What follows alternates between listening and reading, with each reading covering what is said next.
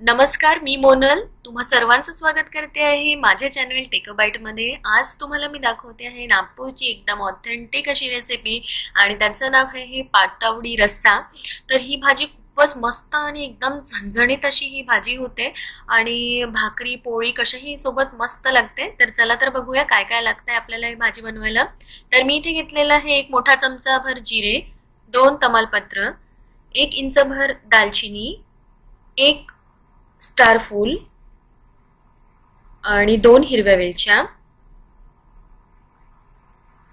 1 मोठा चमचा भर इथे घेतलेला आहे चण्याची डाळ, 2 मोठे चमचे भरून घेतलेला आहे खोबऱ्याचा कीस किंवा नारळाचा कीस, इथे मोठा 1 कांदा चिरून घेतलेला आहे, 1 कप बेसन पीठ इथे घेतलेला आहे, 6 ते 7 लसणाच्या पाकळ्या आणि थोडं आलं घेतलेलं आहे इंचभर, आणि 1 मोठा चमचा खसखस इथे घेतलेला आहे, 1 मोठा चमचा भर तीळ घेतलेला आहे आणि 2 मोठे चमचे इथे मी घेतलेले आहे धणे, अख्खे धणे। तर आपण वळूया आता, मसाला भाजूया आणि मग मसाल्याची पेस्ट अशी करून घेऊया। तर मी इथे कढई घेतली आहे, त्यात मी टाकते 2 चमचे तेल, 1 ते 2 चमचे तेल पुरे, आणि जसं तेल तापलं तसं त्याच्यात आपण एक एक मसाला घालू आणि व्यवस्थित छान असं भाजून घेऊ। तर आता इथे तेल तापलेलं आहे, तर मी टाकलाय जिरा, याला छान भाजून घेऊया आपण। मग टाकते मी सगळे अख्खे मसाले, चण्याची डाळीने याला मस्त एक घट्टपणा येतो आणि छान अशी कन्सिस्टन्सी मस्त होते रस्स्याची। तुम्ही याऐवजी बेसन पीठही घालू शकता।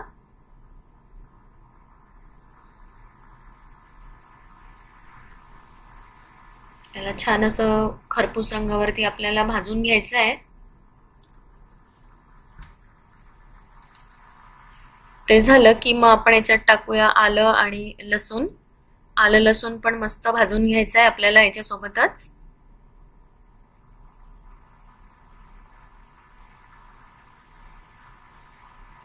एरवी ही भाजी जेव्हा लोक वड्या करतात, खूपच साध्या अशा त्या वड्या असतात, पण आज मी तुम्हाला एक एकदम मस्त आणि ऑथेंटिक रेसिपी ही दाखवते आहे। त्यात मी या मसाल्याचा वापर करून त्या वड्या करणार आहे, तर शेवटपर्यंत हा व्हिडिओ बघत राहा। आता हे भाजून झालं व्यवस्थित लसूण आणि आलं की मग आपण याच्यात पुढचे मसाले घालूया। रंग बदलतो आणि मस्त सुगंधही याचा सुटतो असा। तर आता मी इथे टाकून घेते धणे। धणे मस्त भाजून घ्यायचे आपल्याला।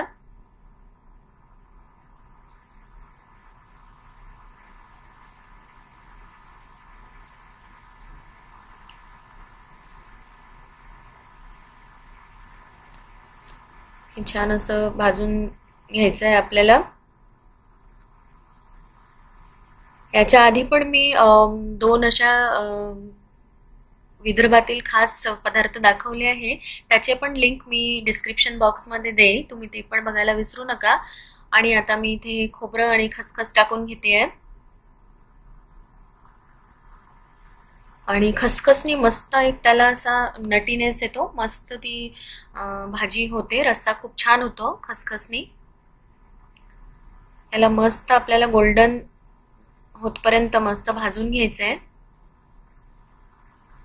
आणि हे झालं की याच्यात 1 मोठा कांदा मी चिरून घेतलेला आहे, तो टाकूया आपण, आणि कांदा एकदम मस्त सोनेरी रंगावरती होईस्तोवर आपल्याला भाजून घ्यायचा आहे।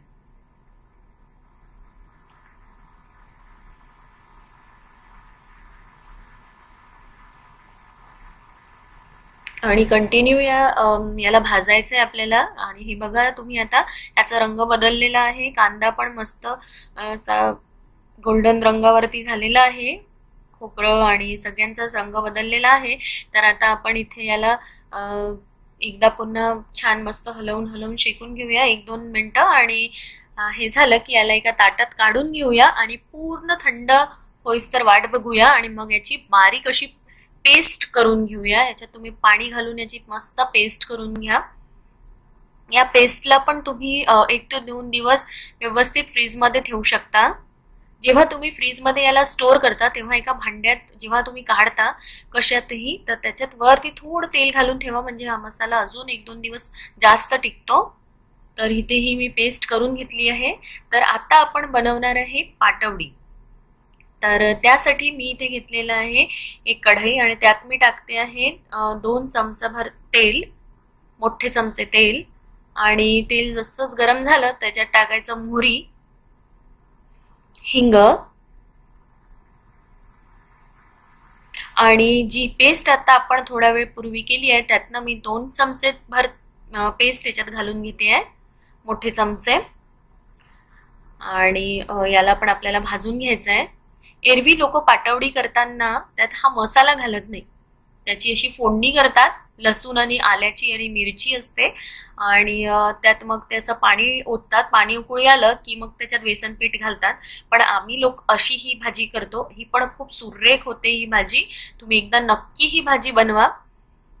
तर आपल्याला हा मसाला मस्त भाजून घ्यायचा आहे आणि जसं याला तेल सुटलं की याच्यात आपण बाकीचे सुके मसाले घालतोय. तर याच्यात मी टाकला आहे लाल तिखट, हळद आणि धनेपूड आणि थोडासा गोडा मसाला, तर आणि मीठ, चवीला मीठ. तर याला आपण मसाल्याला, सुक्या मसाल्याला सोबत याच्या भाजून घेणार आहे तेल सुटेस्तर. भाजी आणि रस्सा करण्याची 1-2 मुख्य टिप्स म्हणजे अशा की आपल्याला नेहमी भाजी करताना लक्षात हे घ्यायचंय की मसाला मस्त भाजायचा आहे. जोपर्यंत त्याच्यातनं पूर्ण तेल असं बाहेर सुटताना दिसत नाही तर आपल्याला मसाला भाजायचा आहे. तर इथे तुम्ही पाहू शकता मस्त तेल सुटलेलं आहे आणि मसाला व्यवस्थित शिजलेला आहे. आता मी याच्यात घालते 1 कप बेसन पीठ. हे बेसन पीठ तुम्ही आधी भाजू पण शकता, पण मी इथे या मसाल्यासोबतच याला व्यवस्थित भाजणार आहे म्हणून मी आधी याला भाजलेलं नाहीये. तर याला हळू व्यवस्थित हलवत हलवत आपल्याला मिक्स करून घ्यायचं आहे. थोडा याला वेळ लागतो व्यवस्थित भाजायला आणि गुठल्या याच्यात झाल्या नाही पाहिजे. तर आपण याला व्यवस्थित मिक्स करून घेणार आहे चमच्याने.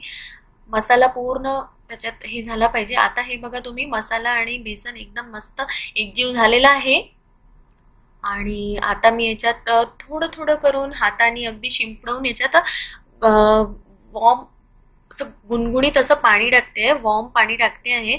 खूप गरम पाणी इथे नाही टाकायचं आहे आणि एकदम थंड पण नाही टाकायचं आहे. तर कोमट पाणी मी असं इथे टाकते आहे आणि याला टाकून मस्त मिसळून घेणार आहे.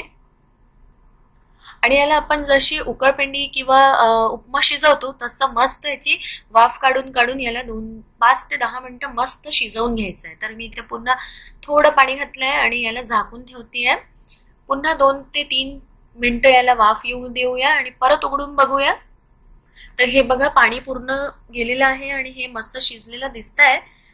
तरी पण इथे पूर्ण व्यवस्थित होतपर्यंत याला आपल्याला शिजवून घ्यायचंय.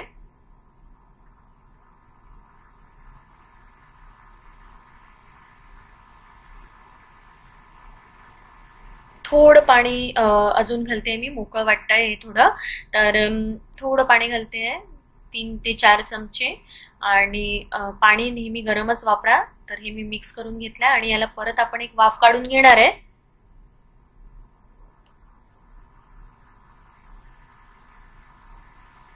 आणि 3 ते 4 मिनिटांनंतर आपण मग बघूया. तर हे बघा आता हे व्यवस्थित झालेलं आहे. आता मी याला याच्यात कोथिंबीर घालून घेते आहे आणि याला आपण एका ताटात किंवा प्लेटात, तेल लावलेल्या प्लेटात असं काढून याच्या छान वड्या थापून घेणार आहे. अशी केलेली पाटवडी खूप मस्त होते. तर ही मी एका प्लेटमध्ये काढून घेते आहे. इथे मी केकचं टेन घेतलेलं आहे आणि त्याला तेल लावून घेतलेलं आहे. तर मी इथे हे मिश्रण सगळं काढून घेते आहे आणि थोडं गरम असतानाच याला तुम्ही वाटीनी किंवा हातानी पण असं थोडं तेल लावून थापवू शकता. तर मी इथे थोडं तेल लावून घेतलं आणि याला मस्त थापून घेते आहे. तुम्हाला खूप गरम वाटत असेल तर वाटीनी किंवा असं बोलनी पण तुम्ही याला असं प्रेस दाबून दाबून असं छान हे करू शकता, दाबून एकसारखं करून घेऊ शकता. आणि बस याला आपण आता मस्त वड्या कापून घेऊया. याच्या तुम्ही कुठल्याही शेपच्या वड्या करू शकता. तर इथे हे व्यवस्थित झालेलं आहे.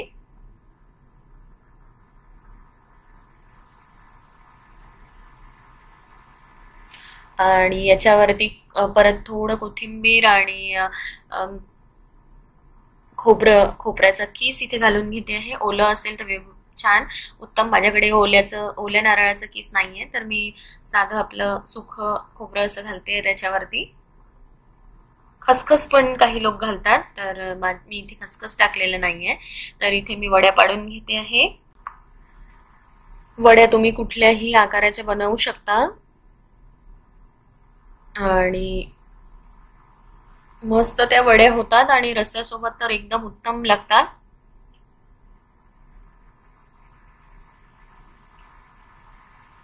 तर आता या वड्या मी एका प्लेटमध्ये काढून घेते आहे. तर आपल्या वड्या अशा तयार झालेल्या आहे. तुम्ही पाहू शकता मस्त सॉफ्ट आणि एकदम मस्त होतात. तर आता आपण वळूया रस्स्याकडे. तर पाहूया कसा रस्सा, पाटवडीचा रस्सा कसा करायचा.